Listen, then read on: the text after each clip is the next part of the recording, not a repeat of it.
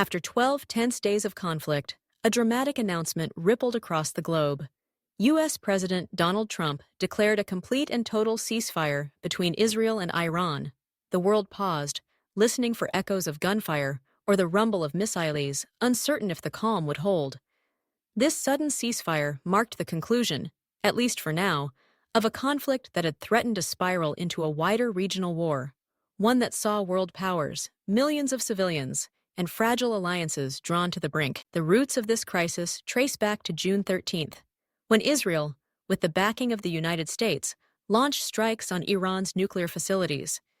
Israeli officials argued that Iran was dangerously close to achieving nuclear weapons capability, and they believed swift, decisive action was necessary. The strikes targeted key sites: the Fordo uranium enrichment plant, the Natanz nuclear facility, and the Isfahan Nuclear Technology Center, names that have long been at the heart of international concern over Iran's nuclear ambitions. Iran's response was swift and forceful. Missiles rained down on a U.S. base in Qatar, sending a clear message that Iranian retaliation would not be limited to Israeli targets alone. Though no American casualties were reported, the attack underscored the potential for escalation, drawing in not just regional actors, but also global powers with forces and interests across the Middle East. As the conflict raged, the consequences for civilians became dire. Over 10 million residents of Tehran were forced to flee as heavy bombing devastated the city. Infrastructural damage mounted and the humanitarian crisis deepened, with families separated and homes destroyed. International aid organizations struggled to respond amid the chaos, and the specter of a wider humanitarian disaster loomed. Behind closed doors, frantic diplomacy was underway.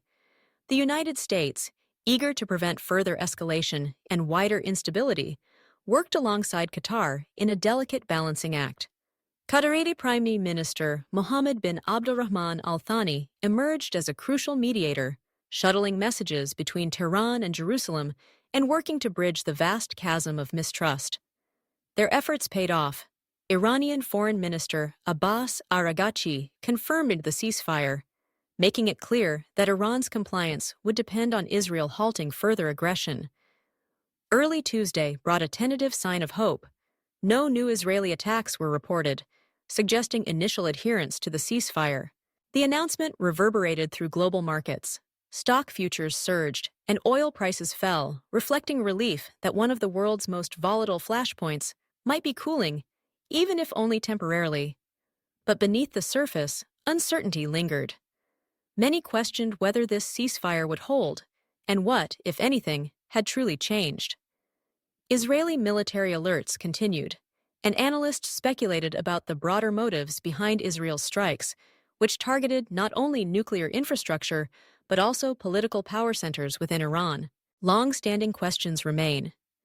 Will the ceasefire transform into a lasting peace, or is it merely a pause before the next chapter of conflict?